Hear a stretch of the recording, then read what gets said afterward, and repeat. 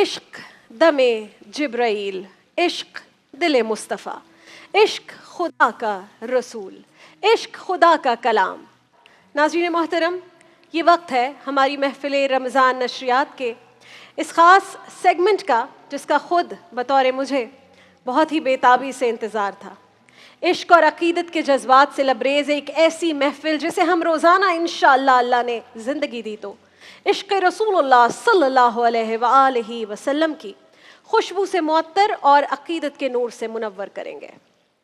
नाज़रीन कराम, इश्क वो जज्बा, वो एहसास, वो कैफियत जो दुनिया के तमाम जज्बात, एहसासात और कैफियत में सबसे मुअत्तबर है।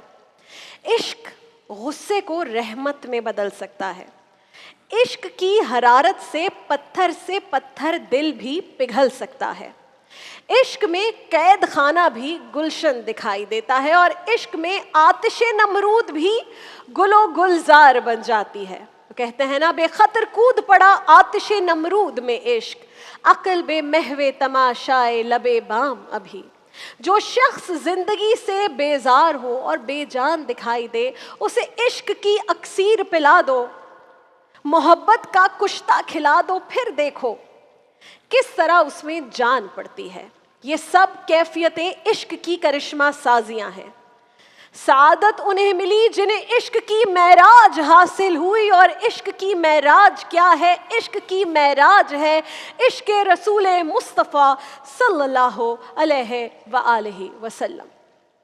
कुव्वते इश्क से हर पस्त को बाला कर दे, दहर में इसमें मोहम्मद से उजाला कर दे। हो ना ये फूल तो बुलबुल का तरन्नुम भी ना हो, चमने दहर में कलियों का तबस्सुम भी ना हो। खैमा अफलाक का इस्तादा इसी नाम से है, नब्ज़े हस्ती तपिश आमादा इसी नाम से है।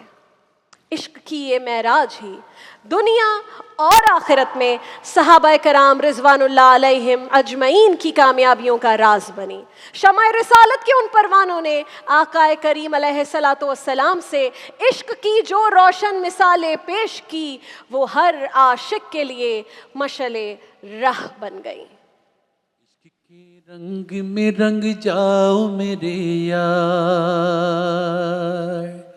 इश्क के रंग में रंग जाओ मेरे यार, इश्क के रंग में रंग जाए जब अफकार तो खुलते थे गुलामों पे वो असरार के रहते हैं। वो तो सीफ सना है शह अबरार में हर लहजा को हर बार।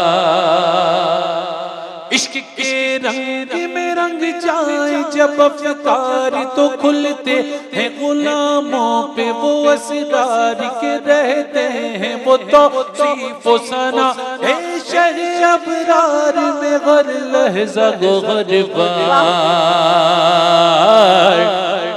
ओ सैयदी आली नसबी, हाँ वही उम्मी लक़बी, हाशिमी यो मुत्तलबी यो क़ुरैशी यो अरबी ओ मदनी, और कहाँ हमसे गुनहगार। वरना वो सैयदी आली नसबी, हाँ वही उम्मी लक़बी, हाशिमी यो मुत्तलबी, और कहाँ हमसे गुनहगार।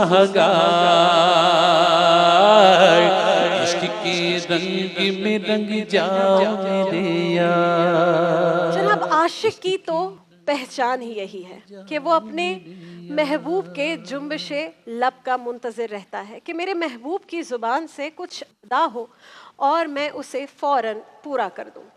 हुज़ूर अकरम आकाए दो जहां मोहम्मद मुस्तफ़ा सल्लल्लाहु अलैहि वसल्लम ने दौरान खुतबा किसी सहाबी को हुक्म दिया कि बैठ जाओ। उस वक्त हज़रत अब्दुल्ला बिन रवाहा रज़ी अल्लाह ताला अन्हु मस्जिद में दाखिल हो रहे हैं। आप हुक्म सुनते हैं और हुक्म सुनते ही मस्जिद के दरवाजे पर जहां आप मौजूद हैं बैठ जाते हैं। तस्दीक या वजाहत के लिए एक कदम भी आगे ना बढ़ाया, ये ना पूछा किसको कहा रसूल अल्लाह ने, क्यों कहा रसूल अल्लाह ने।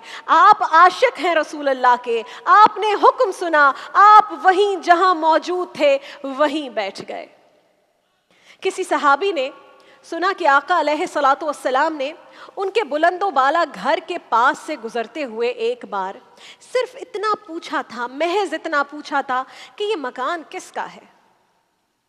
اتنا سننا تھا کہ آپ اٹھے اور جا کر خود اپنے مکان کی بالائی منزل کو مسمار کر دیا۔ سبحان اللہ۔ مجموع زوائد اور طبرانی میں یہ روایت بیان ہوئی ہے ناظرین کرام۔ ایک صحابی ہیں حضرت ثوبان رضی اللہ تعالیٰ عنہ، وہ اچانک بہت کمزور ہو گئے، نقاہت طاری ہو گئی، آنکھوں کے گرد ہلکے پڑ گئے، جب بات کرتے تو ٹھیک طرح بات بھی نہ کی جاتی۔ صحابہ کرام نے ان کی جب یہ طبیعت دیکھی، فکر مند ہوئے، پوچھا ثوبان کیا بات ہے، طبیعت کیوں بگڑ رہی ہے آپ کی، کوئی علاج ہو رہا ہے یا نہیں، معاملہ کیا ہے؟ حضرت ثوبان اس ہمدردی پر ہمیشہ شکریہ تو ادا کرتے لیکن دل کی بات کسی سے نہ کہتے، وجہ کسی صحابی کو نہ بتائی۔ پھر حضرت ثوبان ایک دن بارگاہ نبوی آقا دو جہاں محمد مصطفیٰ صلی اللہ علیہ وآلہ وسلم کے دربار میں حاضر ہوئے۔ رسول اللہ نے محسوس کیا کہ چہرہ اترا ہوا ہے، چہرے کا رنگ اڑا ہوا ہے۔ آپ صلی اللہ علیہ وآلہ وسلم نے وجہ پوچھی۔ حضرت ثوبان ایک درد مند عاشق تھے، آپ نے فوراً جواب دیا۔ صحابہ کرام پوچھ رہے ہیں، آپ جواب نہیں دے رہے، اب رسول اللہ پوچھ رہے ہیں، آقا دو جہاں محمد مصطفیٰ صلی اللہ علیہ وآلہ وسلم پوچھ رہے ہیں، تو جواب کیسے نہ دیتے؟ کہا یا رسول اللہ نہ کوئی جسمانی تکلیف ہے نہ کوئی دنیاوی پریشانی ہے۔ رسول اللہ صلی اللہ علیہ وآلہ وسلم نے پھر دریافت کیا، ثوبان پھر کیا بات ہے؟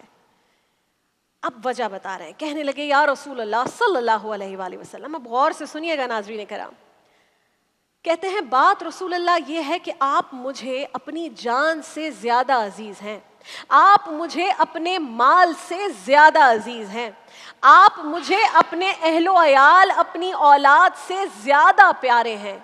آقا جب میں آپ کا رخ انور دیکھتا ہوں، میری نگاہوں سے جب آپ کا رخ انور اوجھل ہوتا ہے، دور ہو جاتا ہے، تو آقا میں لرز اٹھتا ہوں، میں تڑپ اٹھتا ہوں، میرا دل بے قابو ہو جاتا ہے، اور ایسا ہوتا ہے تو میں فوراً آپ کی زیارت کے لیے حاضر ہو جاتا ہوں، آپ کا دیدار دیکھ کرتا ہوں تو فوراً میرے دل کو ایک سکون پہنچتا ہے میرے آقا۔ لیکن آقا پھر ایک خیال آتا ہے جس سے میری طبیعت بگڑ جاتی ہے، کچھ سمجھ نہیں آتا کہ کیا کروں۔ رسول اللہ صلی اللہ علیہ وآلہ وسلم نے دریافت کیا، ثوبان کیا خیال آتا ہے جس کے تصور سے تمہاری یہ حالت ہو گئی ہے؟ تو حضرت ثوبان نے عرض کیا، غور کیجئے گا ناظرین کرام، کہتے ہیں آقا میں یہ اچھی طرح جانتا ہوں کہ ایک دن آپ بھی اس ظاہری دنیا سے پردہ فرما جائیں گے، ایک دن میں بھی اس دنیا کو چھوڑ کر چلا جاؤں گا۔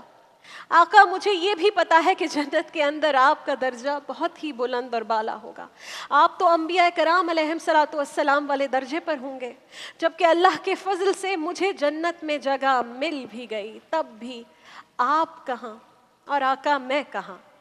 آپ عرفہ ترین مقام پر ہوں گے اور میں ادنا ترین مقام پر۔ سرکار اب مجھے رہ رہ کر یہ خیال آ رہا ہے، دنیا میں تو آپ کے دیدار سے اپنی پیاس بجھا لیتا ہوں، لیکن اگر میرے آقا مجھے جنت میں آپ کی زیارت نصیب نہ ہوئی، آپ کا دیدار نصیب نہ ہوا، اگر مجھے آپ کا یہ پیارا رخ انور دیکھنے کے لیے نہ ملا، تو آقا مجھے جنت میں سکون کیسے ملے گا؟ آپ کے دیدار کے بغیر میں صبر کیسے کروں گا؟ اب آپ سامنے رحمت للعالمین آقا دو جہاں اپنے غلام کی یہ بات، یہ فریاد سن کر نبی کریم صلی اللہ علیہ وآلہ وسلم کی آنکھیں نم ہو گئی۔ آپ نے کچھ نہ کہا، آپ نے خاموشی اختیار کر لی، اور اللہ تعالیٰ جو حضرت ثوبان کی اس ادا کو اتنا پسند کیا، یہ ادا اتنی اللہ کو پسند آئی کہ فوراً حضرت جبریل امی علیہ الصلاۃ والسلام خوشخبری لے کر آئے، اور قرآن مقدس کی آیت مبارکہ نازل ہوئی۔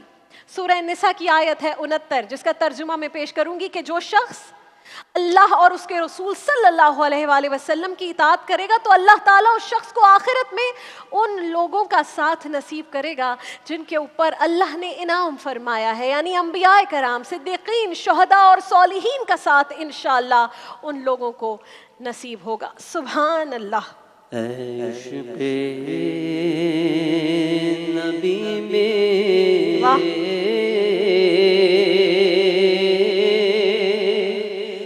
دل میں بھی سما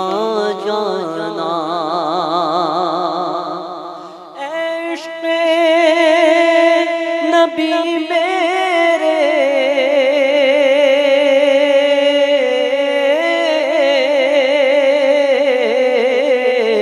دل میں بھی سما جانا، مجھ کو بھی محمد کا